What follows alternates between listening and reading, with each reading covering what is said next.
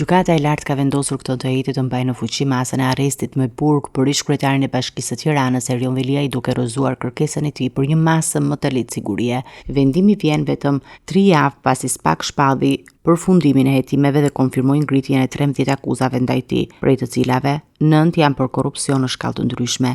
Veliaj kishte kundërshtuar pretendimet e SPAK-ut dhe kishte kërkuar që gjykata të merrte në konsiderat një masë alternative ndaj arrestit me burg, por kjo kërkesë nuk u pranua. Një vendim i ngjashëm ishte marrën dhe në 18 qershor, duke forcuar pozicionin e akuzës në këtë çështje. Vendimi i sotëm vjen rreth një vit pasi presidenti i Republikës dekretoi mbajtjen e zgjedhjeve të parakohshme në Tiranë, të cilat u kërkuan si pasojë e arrestimit të Veliajt. Megjithatë, ish-kryebashkiaku kishte dorëzuar një ankimim edhe në gjykatën kushtetuese, pa mundur të shmangte procesin.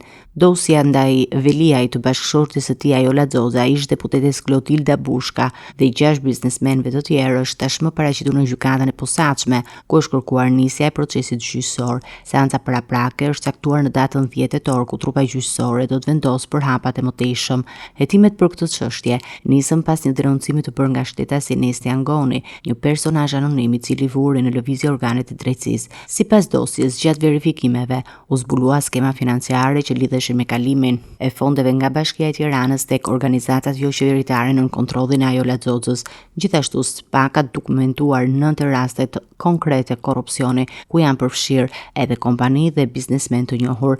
Arrestimi i Veliajt u krye në 10 shkurt brenda ambienteve të Bashkisë së Tiranës, duke shënuar një nga goditjet më të bujshme ndaj një zyrtari të lartë vendor në vend. Procesi gjyqësor pritet të tërheqë vëmendjen e opinionit publik dhe politik, pasi përfshin një ser akuzash që sipas SPAK përbëjnë një ndër rastet më serioze të korrupsionit në administratën vendore.